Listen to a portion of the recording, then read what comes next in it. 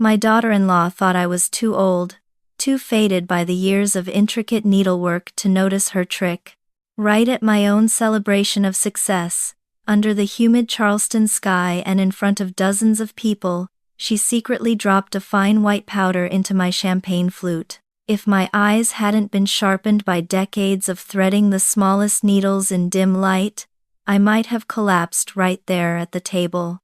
Everyone would have believed it was nothing more than an old woman's heart giving out after a lifetime of labor. But on that very evening, I turned a murder plot into a staged exposure in front of the very witnesses she tried to impress. My name is Margaret Vance, and I am 68 years old. My whole life has been tied to pricked fingers, to the smell of industrial dye and fabric dust, to the rhythmic humming of sewing machines in the textile mills. People talk of success with framed degrees or corner offices. I am different. The only thing I have been proud of over the decades is this house, a weathered villa on the edge of the Charleston marshes, where Spanish moss hangs like old lace from the oaks. It is where my late husband and I raised our son, and the place I still call home, even when the silence is deafening. But there is a bitter truth that I have tried to hem and hide for years, that home has been cold for a very long time. My son, Julian, and his wife, Vanessa, have for years barely kept in touch with me. The distance wasn't just physical. It was a vast emotional chasm that no amount of motherly love could bridge. I still remember lying in the hospital 2 winters ago, battling severe pneumonia brought on by a drafty window I couldn't afford to fix. The heart monitor beeped steadily, a cold, mechanical companion in the sterile room. My phone lay right beside me on the starch-stiff sheets. I called Julian once, twice, 3 times. I only wanted to hear his voice, to know that someone in this world knew I was frightened. In the end, I received a curt text. "Busy in a meeting, Mom. Take care." New detail. I remember clutching the edge of the quilt I had brought with me from home, a patchwork quilt I had made for Julian when he was 10, stitched from the scraps of his old flannel shirts and denim jeans. I had held on to it when he left for college, and now, it was the only thing in that hospital room that held any warmth. I squeezed the fabric until my knuckles turned white, realizing the cloth held more memory of love than the son who once wore it. On Christmas, I tried again. I prepared a homemade shepherd's pie, bought a bottle of decent red wine, and even hung a wreath of dried magnolia leaves at the door. I called to invite them home.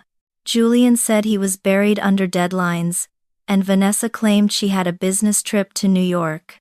I sat alone at the dinner table, staring at the empty chairs where my son and daughter-in-law should have been, my heart twisting like a knotted thread. Hours later, when I opened social media to distract myself from the silence of the marsh outside, I saw the picture they had posted publicly. The 2 of them were smiling brightly at a lavish dinner at Vanessa's parents' house, the Sterlings. There was a massive roast turkey, crystal candelabras, and a tree dripping with gold ornaments. The joy in Julian's eyes felt like a seam ripper tearing through my chest.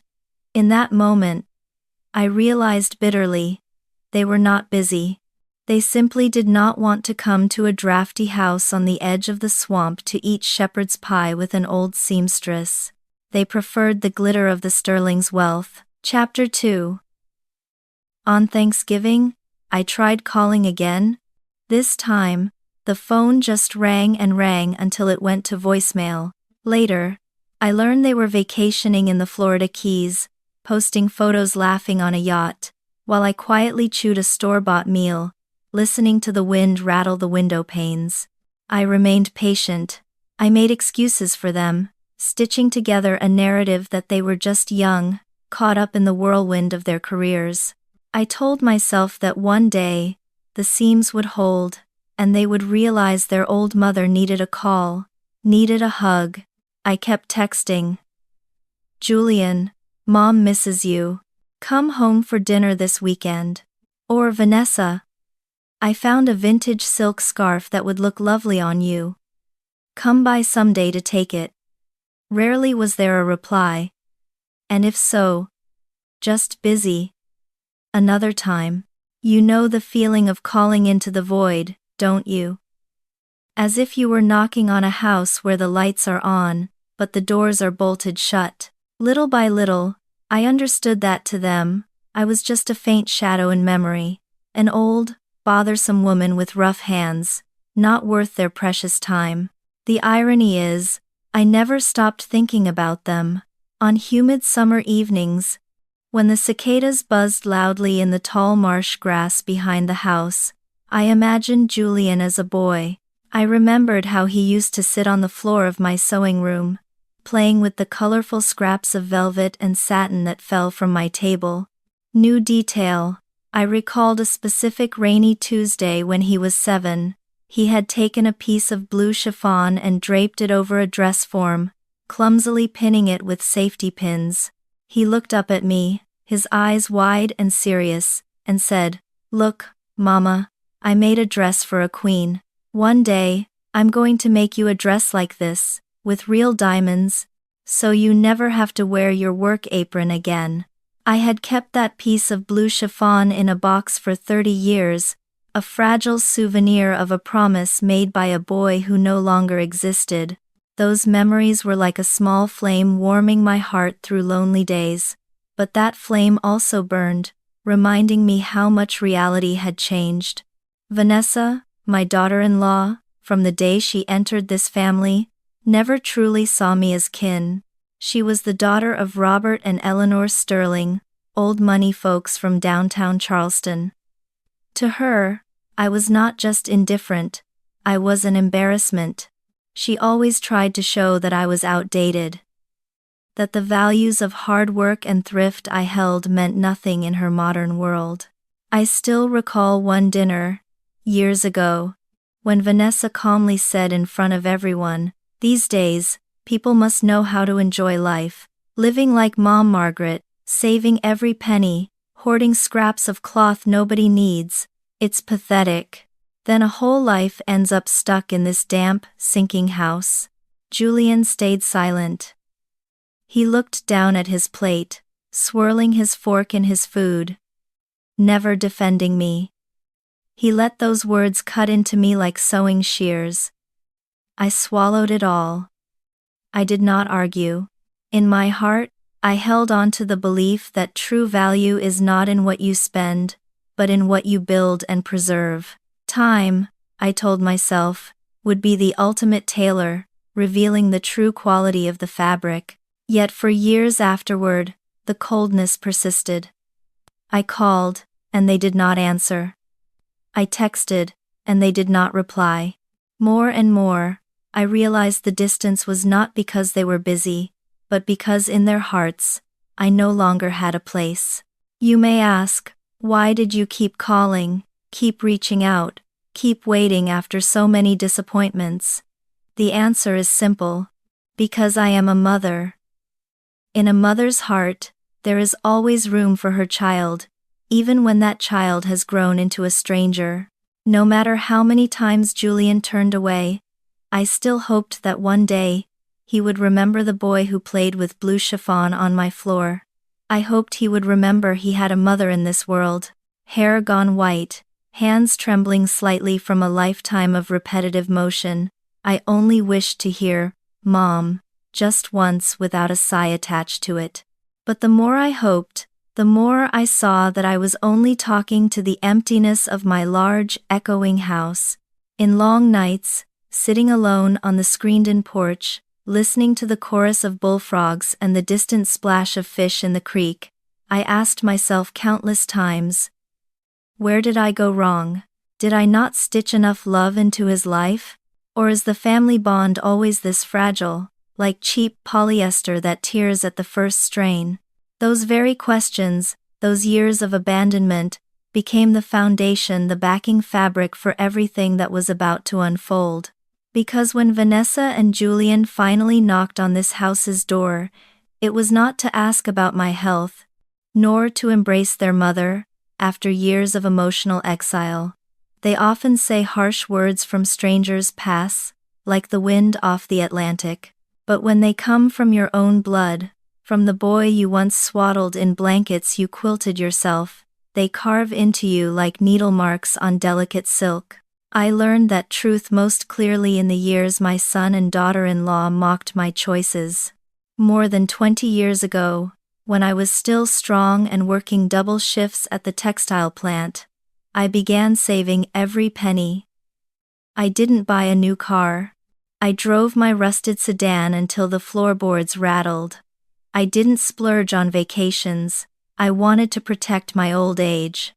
I did not want one day to depend on anyone, not even my son.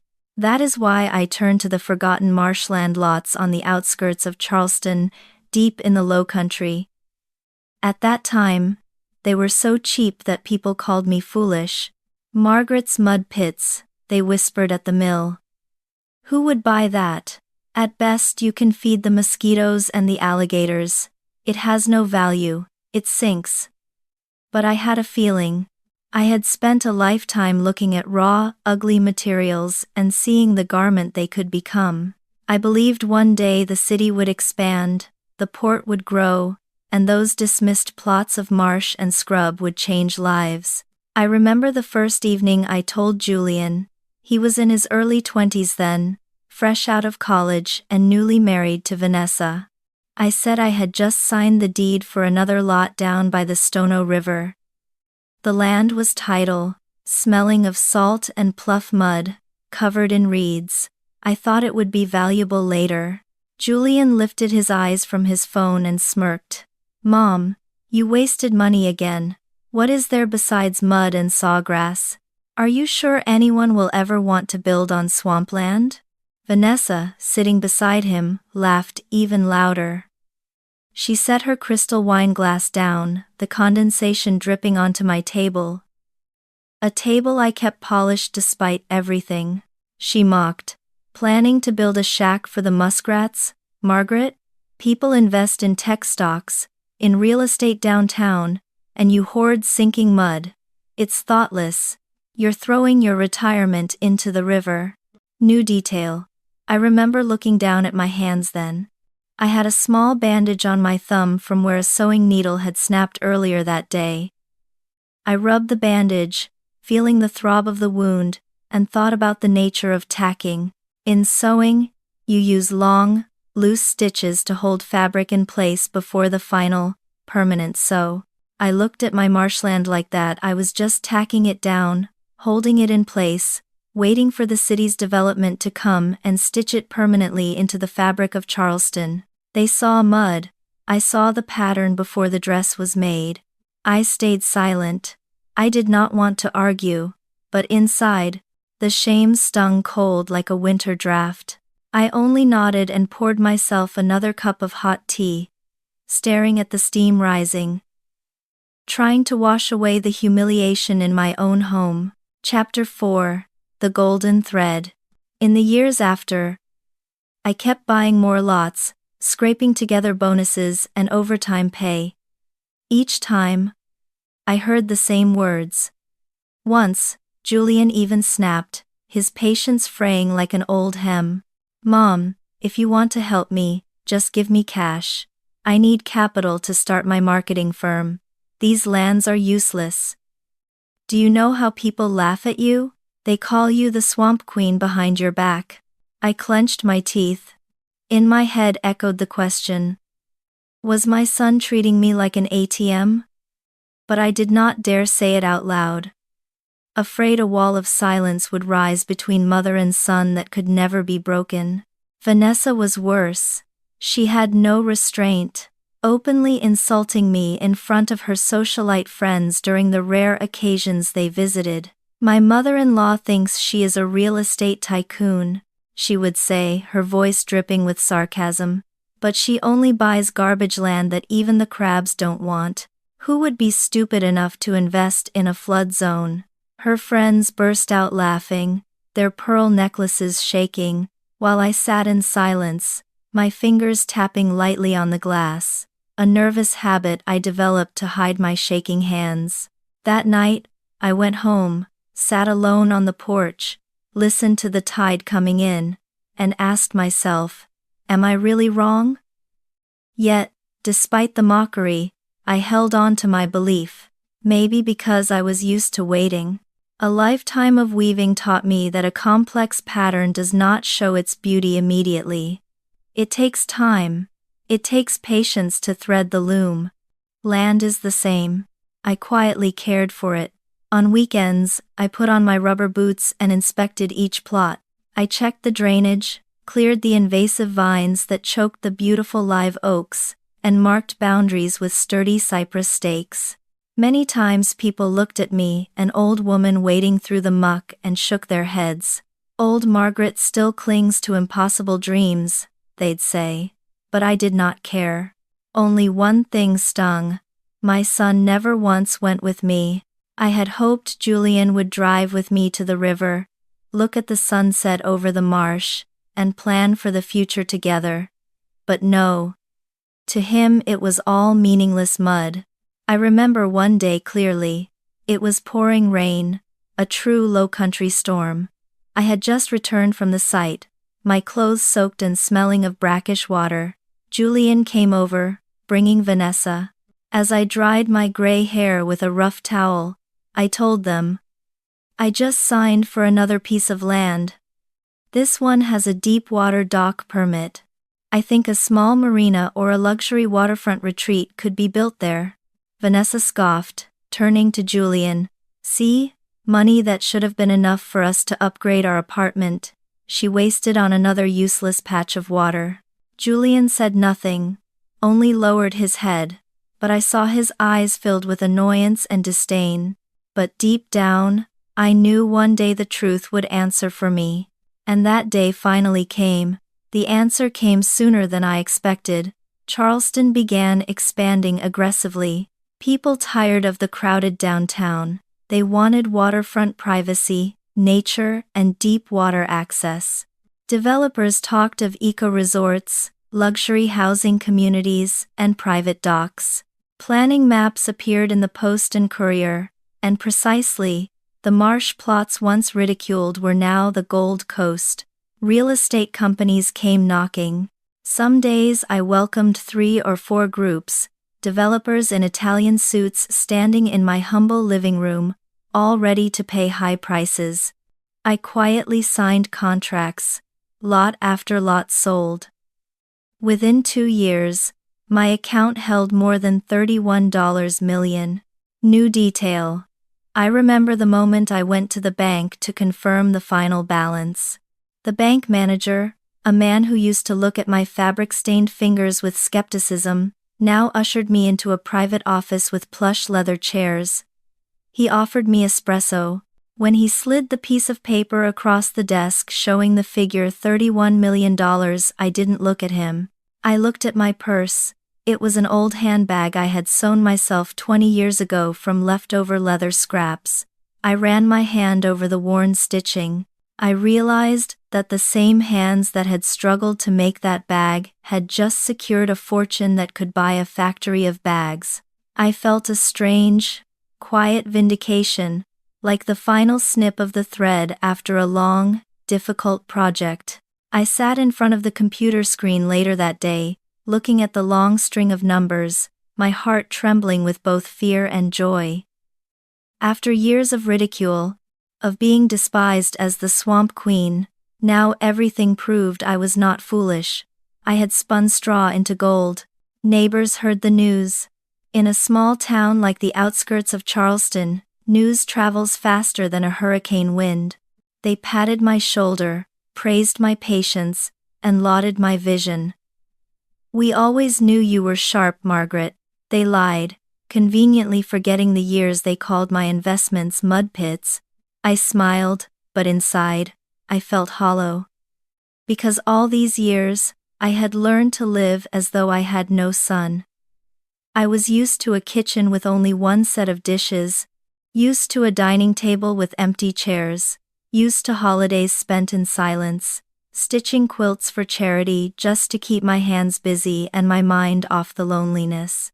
I had nearly stopped thinking of Julian. I had stopped expecting a call, stopped hoping for a kind word, stopped listening for the sound of his car on the gravel driveway. And so, when the phone rang one day showing my son's name, my heart truly shook. It was a sensation of half joy, half dread, like pricking your finger on a rusted needle. I picked up, and Julian's voice, warm and far away, a tone I had not heard in years, said, "Mom, it's been so long since I visited. I heard about your success in selling the marsh lots. I'm so happy for you." I nodded, though he could not see. "Thank you, son. I'm fine." Vanessa chimed in on the speakerphone, her voice sweet as peach syrup. "We are really proud of you, Mom Margaret. Not everyone has foresight like you. We were just telling our friends how brilliant you are." Words that once would have made me weep with happiness now pierced like thorns. They were praising the money, not the mother. Then Julian lowered his voice, each word carefully measured, like a tailor cutting expensive cloth. "Mom, I'm actually in trouble. My marketing firm, the market shifted, and debts piled up. I didn't want to tell you, but many nights I couldn't sleep." He paused for dramatic effect. "I remembered childhood. I remembered when you carried me on your back when the floodwaters rose. Remembered the hot cocoa you made after your double shifts? You always said you would be there for me. Now I just hope you can help one last time. $6 million for you. Now it's nothing, but for me, it's my life." Vanessa quickly added, the syrup thickening. "That's right, Mom. 6 million will give us a chance to start over, pay debts, rebuild our future. You don't want your son to suffer forever, do you?" I sat there, hearing every word, my heart aching. If Julian truly loved me, if he still remembered that old embrace, still held a trace of blood bond, I would give this money, or even more, without hesitation. But I knew if he loved me, he would not have abandoned me all these years. He would not have left me alone in the hospital with pneumonia, grasping a scrap quilt for comfort. He would not have left me alone on Christmas. Everything he said now was only a disguise, a polished performance. New detail. My eyes drifted to an old pincushion on the table, a red velvet tomato I had used since Julian was a baby. I remembered a day when he was 5, and he had swallowed a button. I had panicked, turned him upside down, and shaken him until it popped out. I had held him for hours while he cried.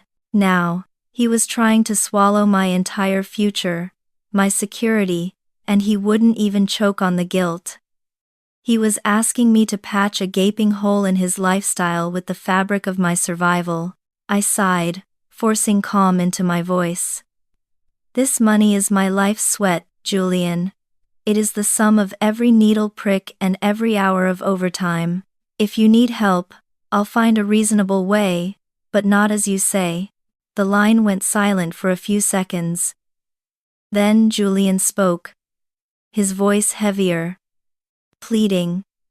"Mom, I know you've suffered enough. I don't want to trouble you, but I am truly desperate.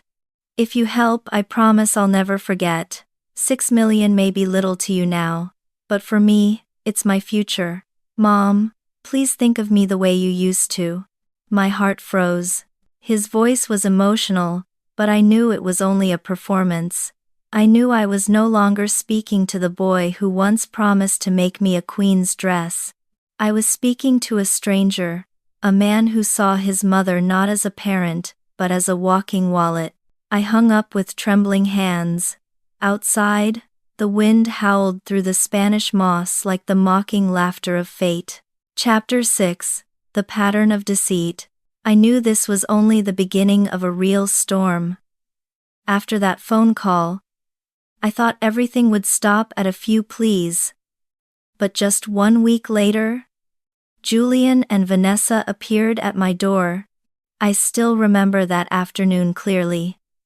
The humidity hung heavy over the marsh, the air thick with the scent of salt and decaying sedge. The last light of day spread a bruised purple across the horizon. I heard a car stop at the gate, then urgent knocks at the door.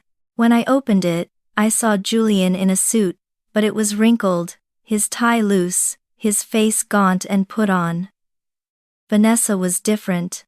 She wore an elegant black cocktail dress, a glittering designer handbag on her arm, her eyes pleading, but the corners of her mouth tilted in a calculating smile.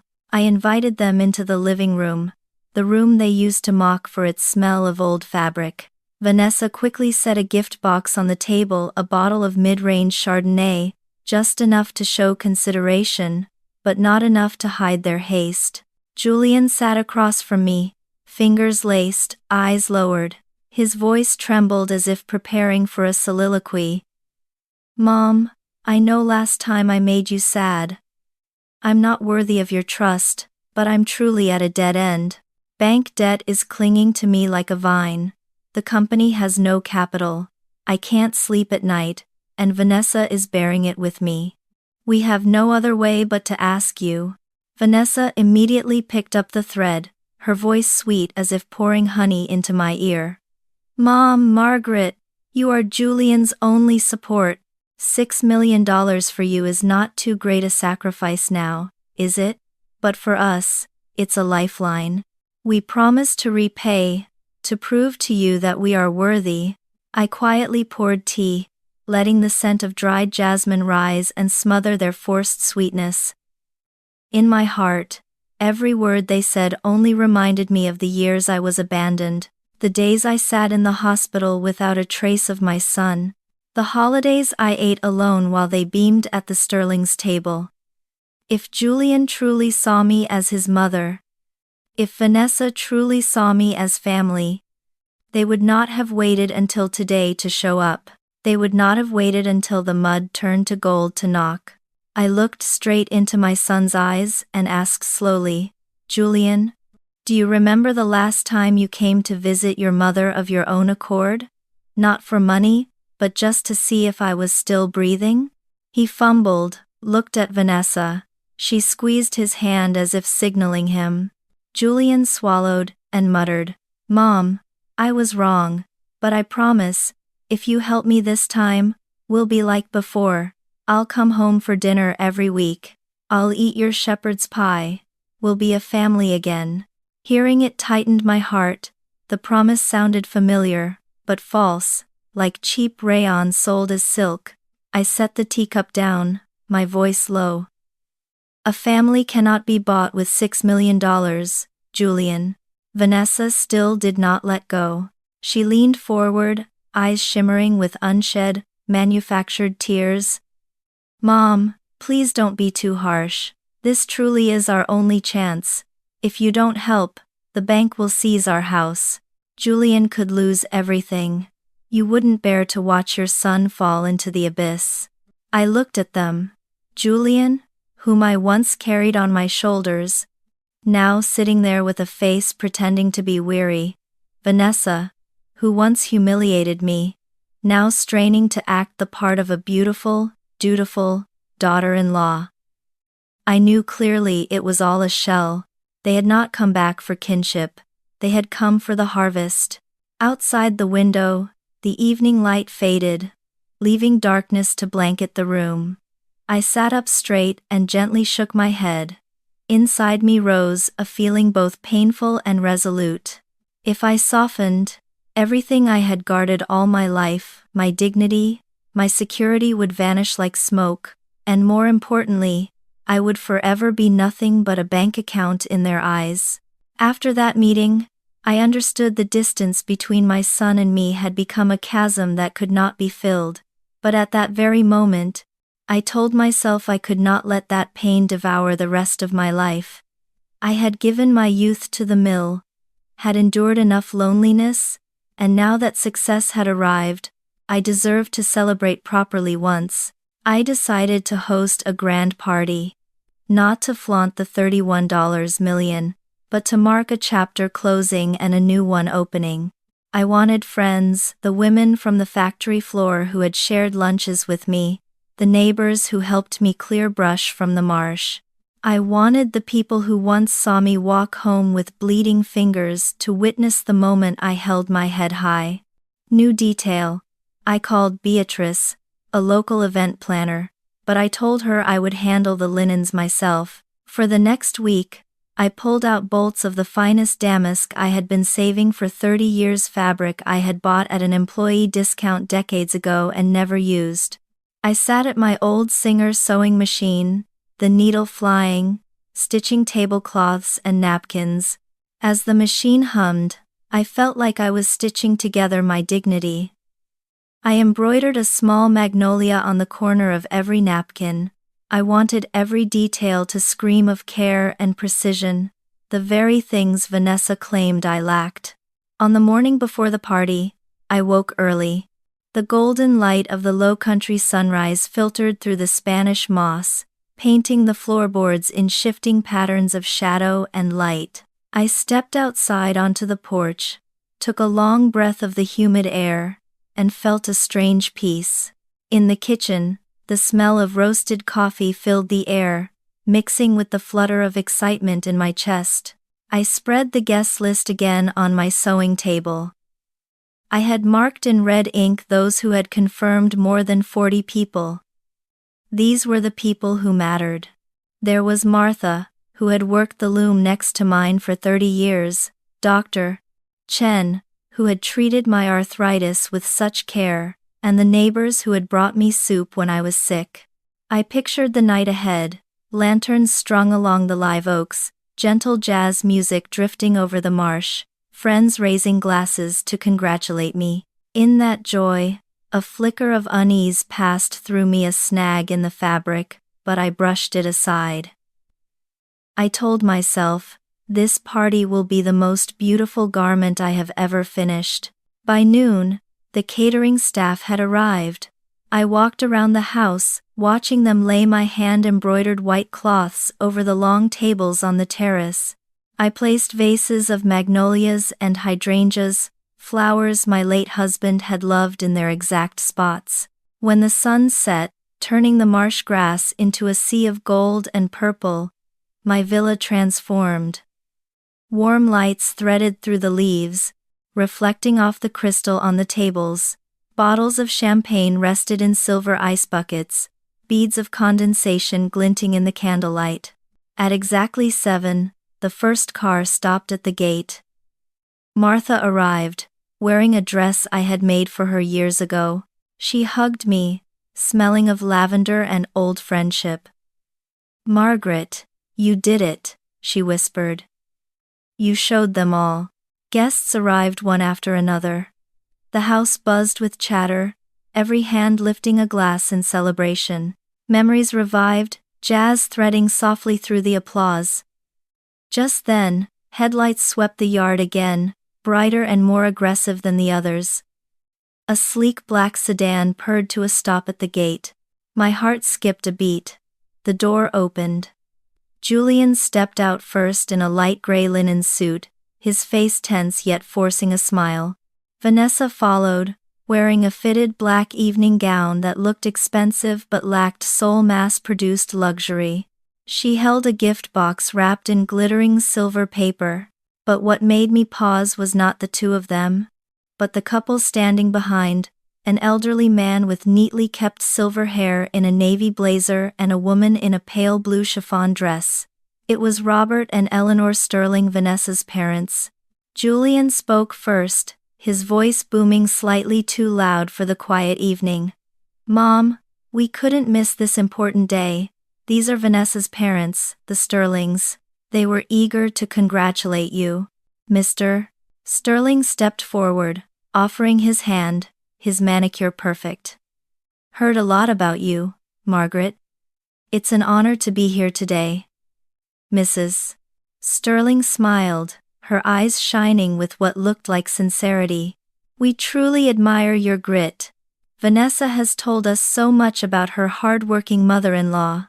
I nodded, hiding the turmoil inside. They were polite, wealthy people from the Battery, and they clearly had no idea that their daughter had treated me like a stain on her reputation for a decade. I ushered them in. My friends turned briefly, surprised to see Julian's whole family show up, but they smiled politely. New detail. As Vanessa brushed past me to enter the foyer, I caught the scent of her perfume, something sharp and chemical, utterly at odds with the night-blooming jasmine of my garden. She leaned in to kiss my cheek, and I noticed the hem of her expensive dress was caught on her heel. Instinctively, I wanted to reach down and fix it, the habit of a seamstress. But I stopped myself. I let the imperfections stay. Tonight, I would not fix their mistakes. Tonight, I would let the unraveling happen. I stepped back a pace, a glass still in my hand, and watched the scene. Light, music, and laughter braided together into a picture that seemed perfect. But I knew that beneath the surface, the threads were rotting. Chapter 8. The Invisible Stitch. The party's energy rose toward its peak. Gentle jazz, the clink of glasses, and bursts of laughter spread across the garden.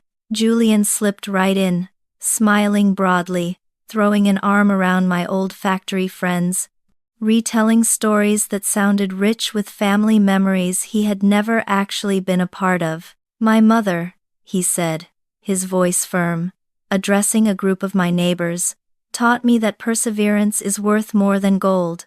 Without her example of working double shifts at the mill, I'd never have dared to start a business." The guests nodded, patting my shoulder, eyes admiring. They didn't know he was reciting a script. Vanessa was more charming than ever.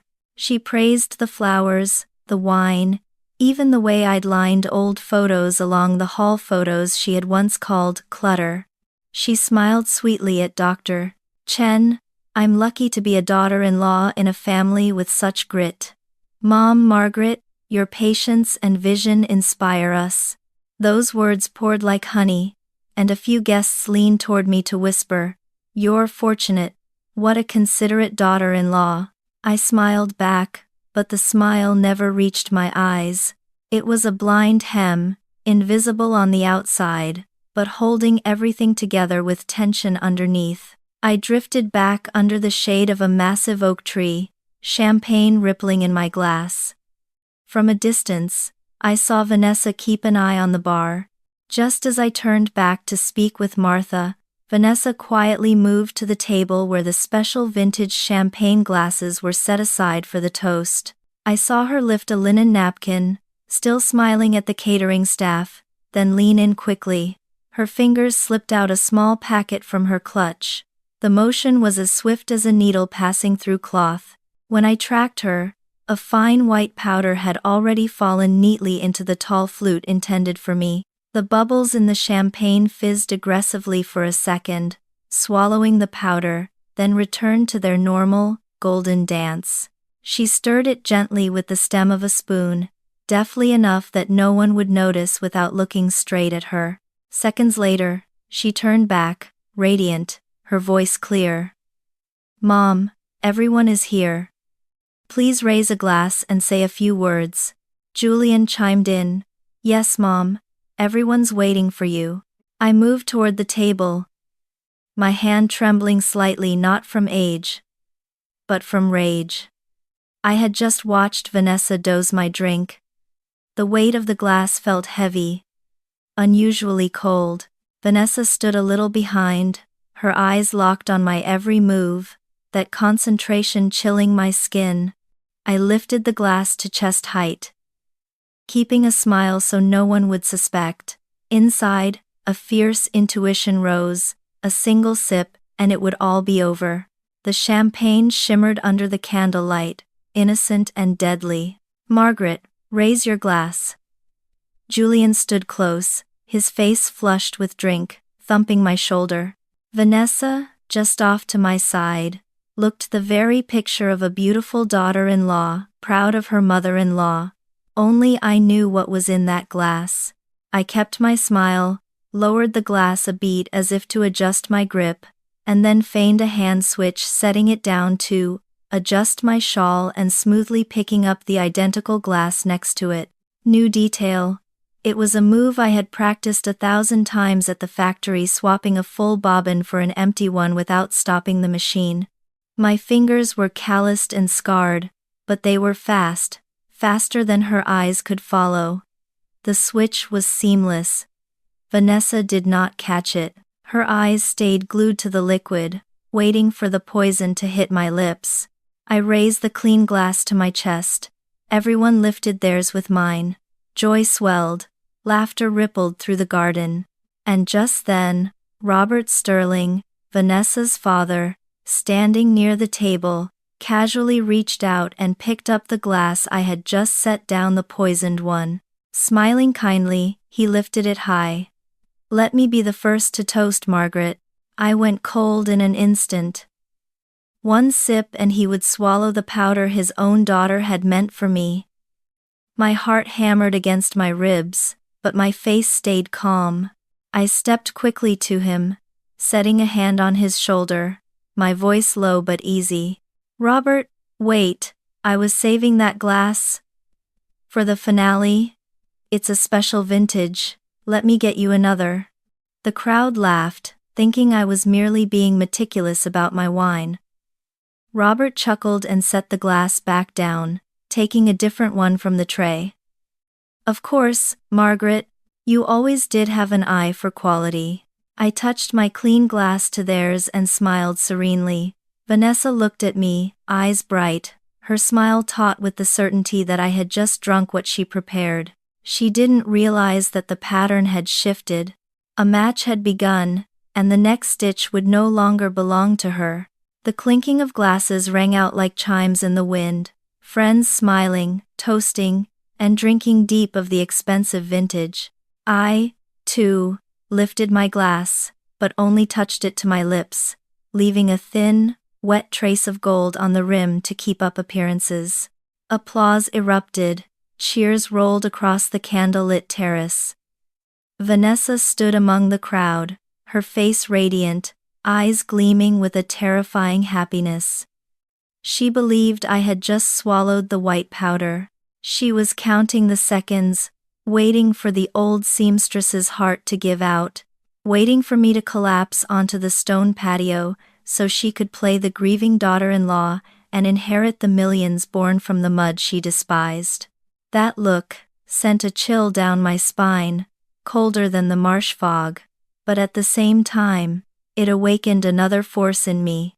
It was the strength of a woman who had worked double shifts, standing on concrete floors for 40 years. I was no longer prey. I recalled the look in Vanessa's eyes as she slipped the powder into the glass, her hand trembling slightly as she stirred, then masking it all with that charming, practiced smile. Every detail was hemmed into my memory. I stood among friends, spoke a few short words of thanks, my tone calm and warm. But in my mind, I was already setting the next move. I needed time. I needed Vanessa to be absolutely certain her plan had succeeded. Robert and Eleanor Sterling still chatted innocently with guests, unaware that just a breath ago, Robert had nearly picked up his own death warrant. Julian laughed loudly, his arm around a neighbor, his eyes glowing with false pride. And Vanessa, she never stopped watching me, her eyes predatory.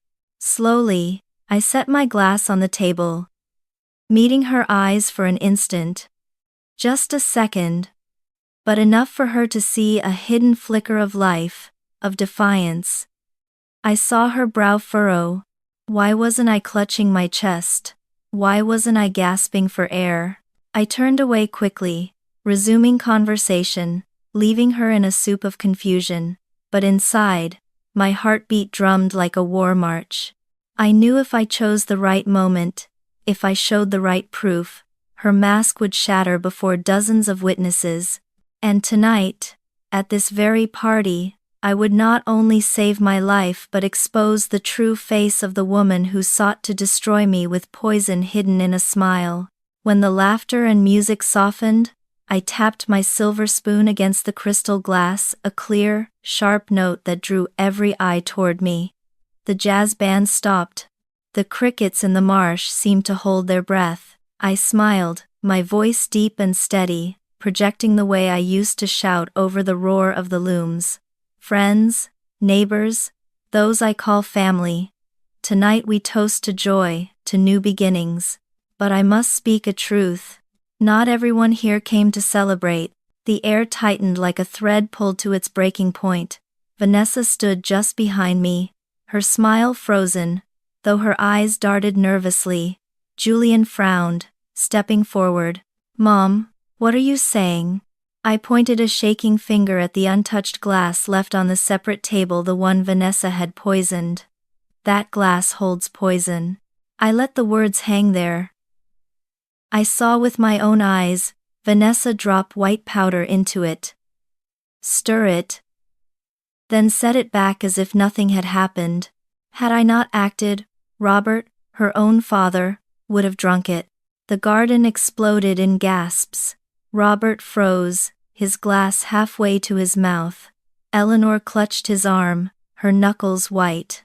Vanessa went pale, the blood draining from her face, but moments later she burst into tears, her voice breaking with practiced hysteria. "No, you're mistaken. Mom, how can you say that? I was only arranging the bubbles. I was skimming a piece of cork," Julian stammered, looking between us. "Vanessa, say something. Mom, you've had too much to drink." I stepped slowly toward the glass, my voice firm. "If nothing is wrong, then let me keep it as evidence for the police. We can test it right now." Suddenly, Vanessa lunged forward. With a sharp, violent flick of her designer clutch, she struck the glass. It shattered, the champagne and shards exploding across the stone patio, sizzling into the silence. She covered her face, feigning panic. "Oh, how clumsy. I spilled it. I'm so sorry." Silence thickened, heavy and suffocating. Then whispers rose again. Vanessa sobbed, choking out, "I swear I did nothing wrong. Why does Mother hate me so much? She's inventing stories because she hates that I come from money." Julian jumped in front of her, voice trembling with misplaced loyalty. "Mom, you've gone too far. This is my wife. I know she'd never do such a thing. You're senile. Maybe you saw sugar. You're ruining everything." A few guests nodded, murmuring, "Maybe she really was mistaken." Old eyes. The lighting is dim. Robert Sterling looked at me, his eyes pleading for this to be a nightmare. "Margaret, surely." Suspicion spread fast, voices overlapping. I stayed silent, letting the noise swirl, watching the chaos I had unleashed. Then, I slowly lifted my head, my voice cutting sharply through the humidity. "Very well. If there is doubt, let the truth speak. Beatrice, please connect the projection screen to the security feed." I turned to the guests. "I installed high-definition cameras last week to monitor the construction of the new dock, but one camera covers the terrace. The big screen in the corner, usually meant for football games, lit up. The black and white night vision was crisp, and there it was. Vanessa, in her black dress, slipping out a small packet, tilting it over my glass, the white powder cascading down like snow, stirring it carefully with the spoon, then replacing it with a bright, sickening smile. Every detail was clear, undeniable. Gasping breaths and horrified cries spread through the garden. Julian went rigid, his mouth opening and closing like a fish on a hook. Robert stepped back, looking at his daughter as if she were a stranger. Eleanor clutched her chest, letting out a sob that broke the night. Vanessa stood, rooted, face white as chalk, her fake smile shattered into 1,000 pieces. I looked straight at her. "The evidence is right here, and we have all seen it." No one spoke after the screen went dark. The night wind sighed through the Spanish moss. Vanessa stood frozen, stripped of her mask. Julian turned to her, his lips trembling. "Vanessa, you.